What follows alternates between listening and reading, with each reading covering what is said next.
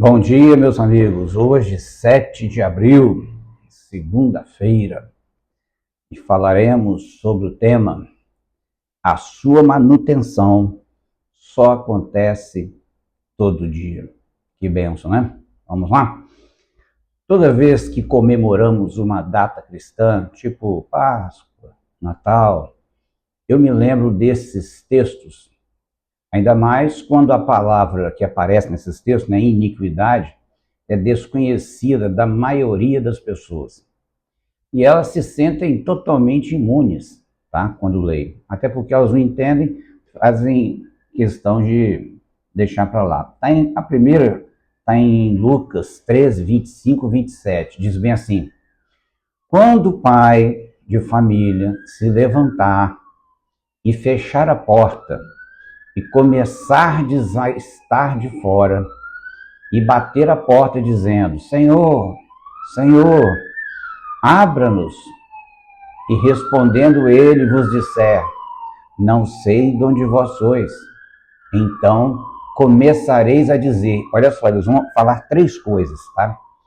Temos comido, temos bebido na tua presença, tu tens ensinado nas nossas ruas. Repara que o argumento que eles estão usando para entrar na porta que está fechada é que eles comeram com Jesus, eles beberam com Jesus, tá? E eles ouviram os ensinamentos de Jesus.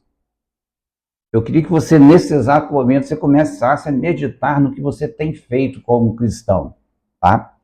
Você tem comido, vamos usar a ceia, né?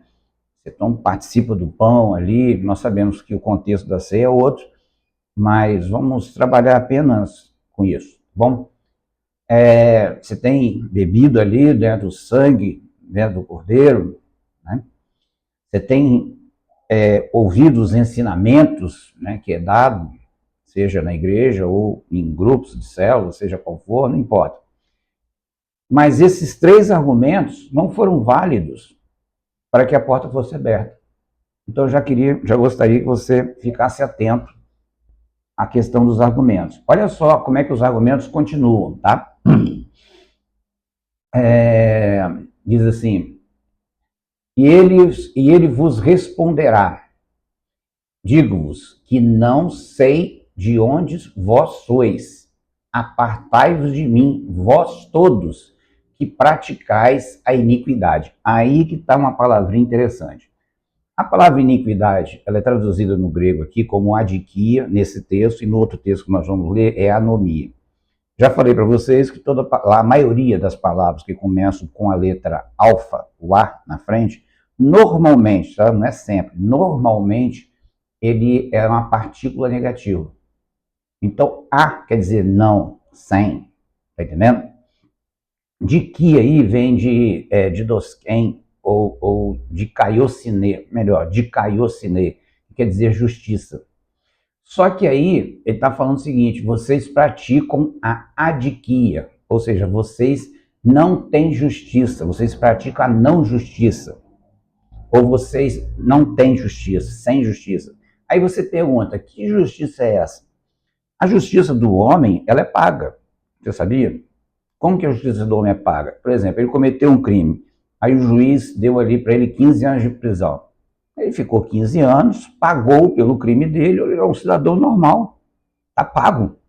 Entendeu? Ou se ele fez um crime assim banal, uma coisa assim que não precisava ser preso, ele vai distribuir cestas básicas durante um ano. Está pago. Ou seja, a justiça do homem, alguém tem que pagar.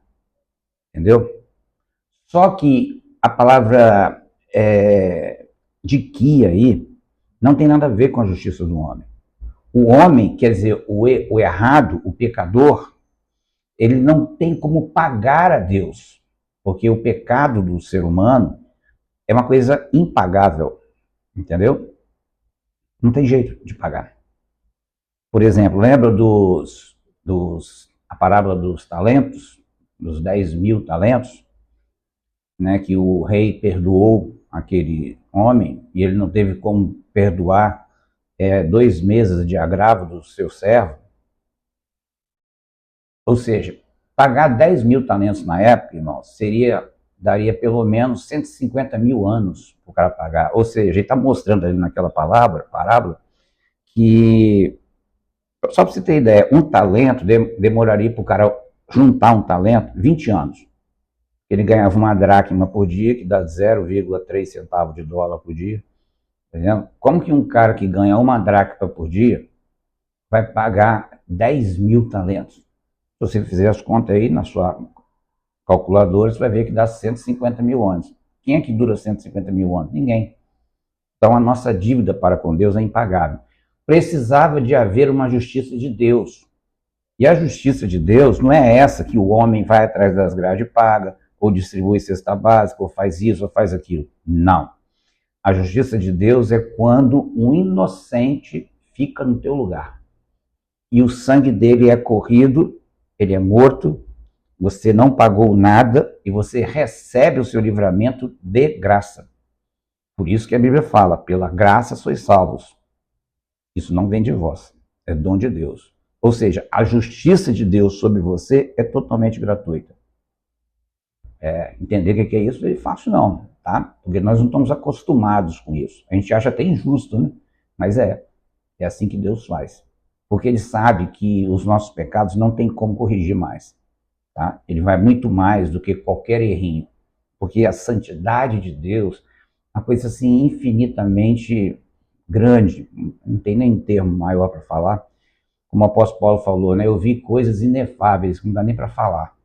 É o que acontece com a santidade de Deus. Então você, a Bíblia mesmo que as suas obras diz, a Bíblia fala que é trapo de imundícia. Vamos lá. Adiquia, né? Quer dizer, sem justiça. Agora, olha o que está escrito em Mateus 7, 23. Diz assim, muitos naquele dia hão de dizer, Senhor, Senhor, porventura não temos nós profetizado, em teu nome, ainda falo no nome dele, tá vendo? Segundo, em teu nome não expelimos demônios, 2. Tá? E o terceiro, e em teu nome não fizemos muitos milagres, que a palavra milagres aqui é dinamis, né? Fizemos muitas coisas poderosas. Repare que lá em cima, comida, bebida e ensino. Jesus falou que não. Aqui eles fizeram em teu nome, né? Eles expeliram demônios, né? Fizeram muitos milagres, e o primeiro aqui, profetizamos em teu nome. Eu pergunto, você profetiza em nome de Jesus? Você sabe o que é isso? Profetizar em nome de Jesus? Né? Você já expeliu algum demônio? Tem gente que fala assim, não gosta nem de ouvir esse nome, entendeu? E também, no finalzinho, fala que em teu nome não fizemos muitos milagres, através de você milagres aconteceram. Você ora ali, pum, alguma coisa, né, poderosa acontece. No caso deles aqui, estão dizendo que sim. Mas esses 3 argumentos também não facilitaram a vida deles, não. Olha o que aconteceu. Então lhes direi explicitamente, nunca vos conheci. Tá? E o verbo conhecer aqui é o mesmo verbo usado lá em João 8,32. Conhecereis a verdade vos libertará. E o verbo conhecer dá a ideia de você ter uma relação íntima, tá? No caso com a palavra.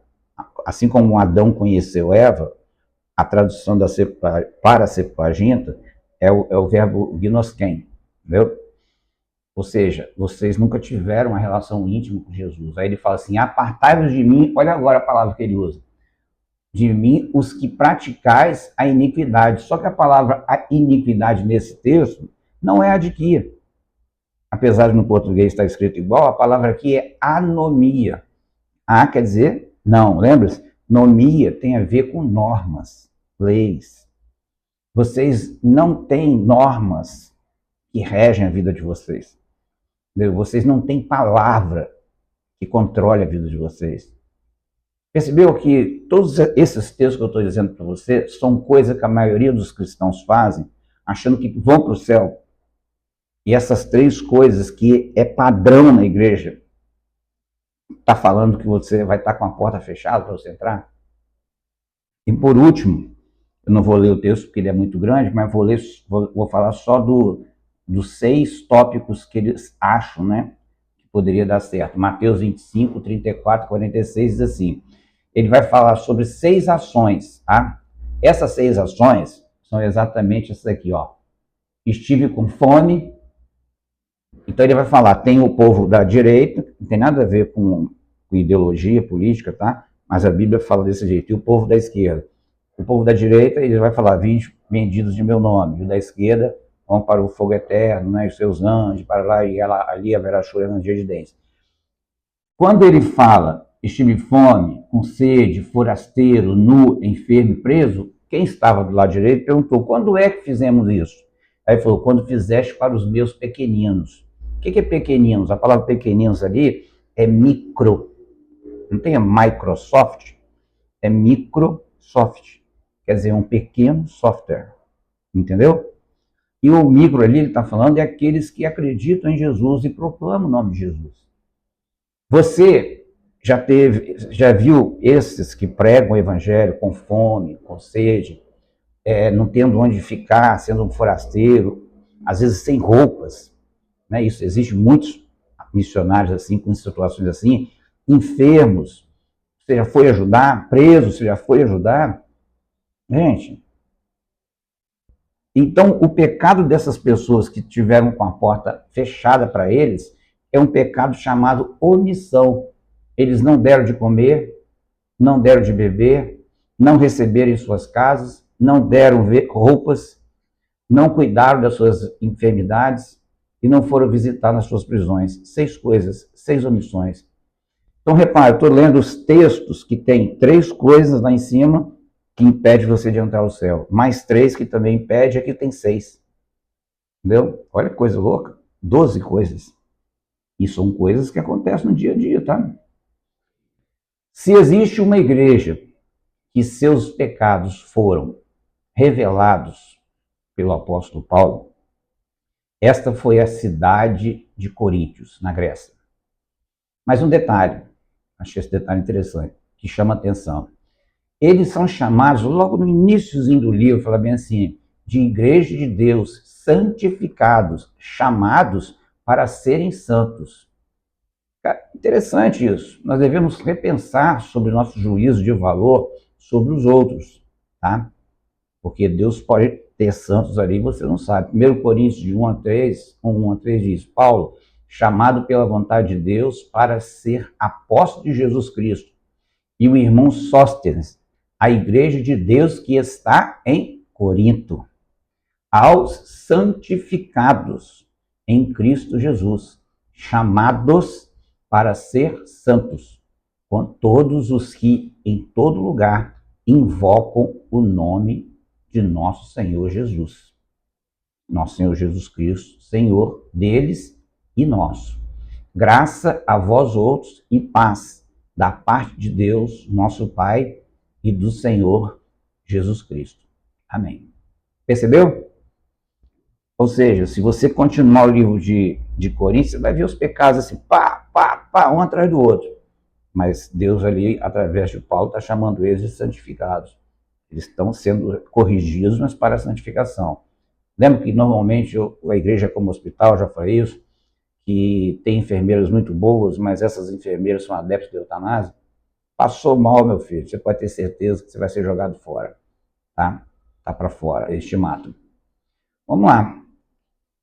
Lembra desse texto também? Vamos ler lá embaixo. Basta cada dia seu mal. Portanto, por que a autoprojeção se basta cada dia seu mal? Por que não viver sabendo que o fabricante, obviamente que é Deus, o Criador, dá manutenção nos seus fabricados? Por isso que eu falei que a sua manutenção é só todo dia, tá? Ainda bem que hoje e o amanhã não estão no meu controle.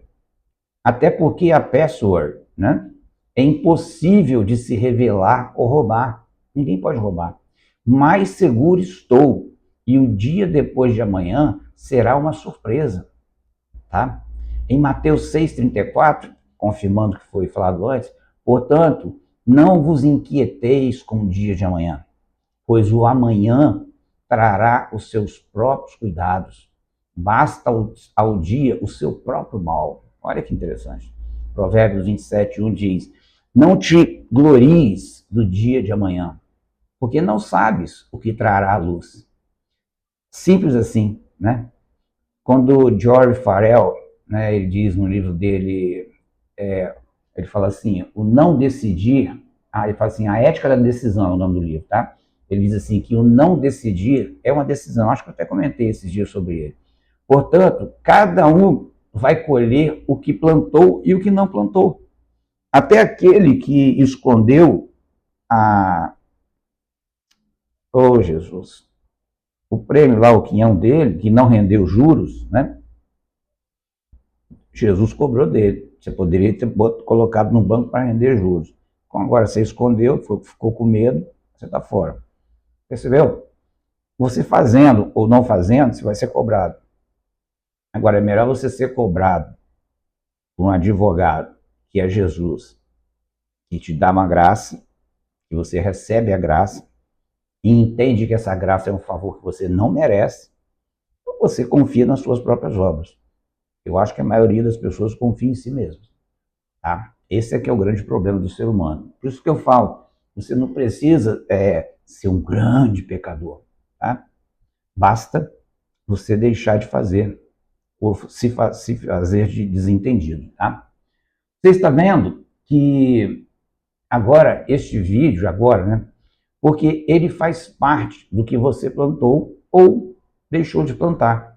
Seja coisa boa ou ruim. A pergunta é, o que te espera para o dia de hoje? O que você decidiu? Em Provérbios 12, 14 diz, cada um se farta de bem pelo fruto da sua boca. E o que as mãos do homem fizeram, se-lhe-á retribuído. Eu gosto muito quando a Septuaginta, né, a LXX, traduz do hebraico para o grego as palavras. São profundas, né, e práticas para o nosso dia a dia. E ao pé da letra, ela ficaria assim: bocas que falam vida e lábios não caricatos, que confirmam o proclamado. É estranho ler assim, né? Mas olha o que diz no texto Provérbios 8, 7. Porque a minha boca proclamará a verdade, Aleféia. Lembra? Os meus lábios abominam a impiedade, quer dizer, pseudes.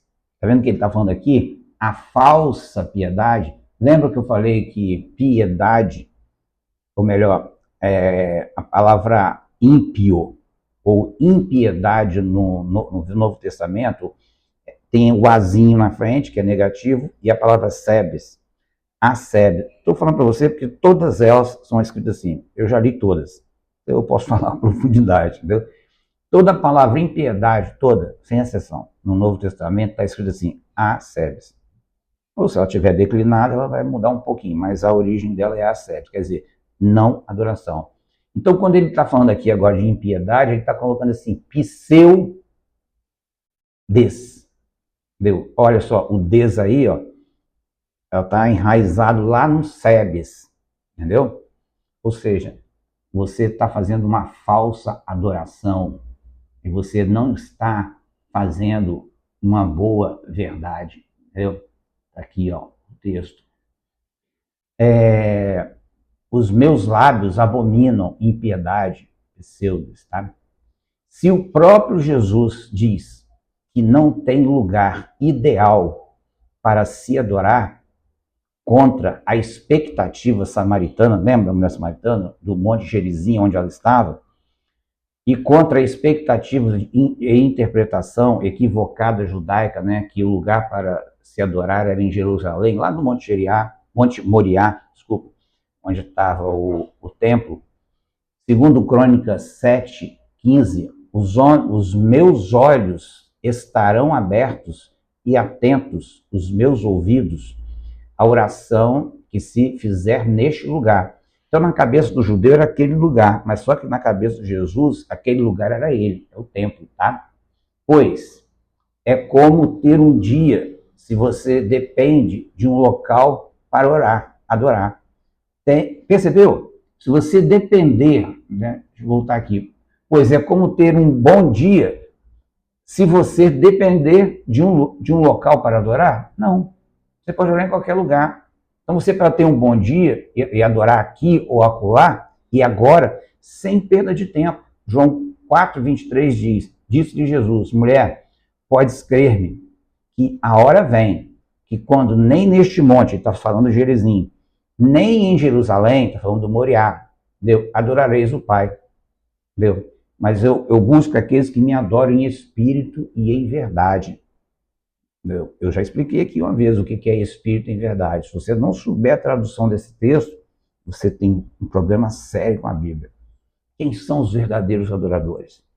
Por que o Pai está em busca deles? Que adoram em espírito e em verdade. É só você fazer a troca. A palavra espírito não é pneuma? Não é a mesma palavra traduzida de ruá para pneuma? Ou seja, adorar em espírito é fazer vida. E adorar em verdade não é não morte, ou seja, é fazer com que a vida permaneça. Aí eu pergunto, quando você adora a Deus, quando você tem um sebes correto, entendeu? Você promove a vida, você faz novas criaturas, entendeu? E mais, você faz a permanência, o discipulado com elas. Esse é o que é o verdadeiro adorar a Deus. Do contrário, entendeu? Você está andando para trás, tá bom?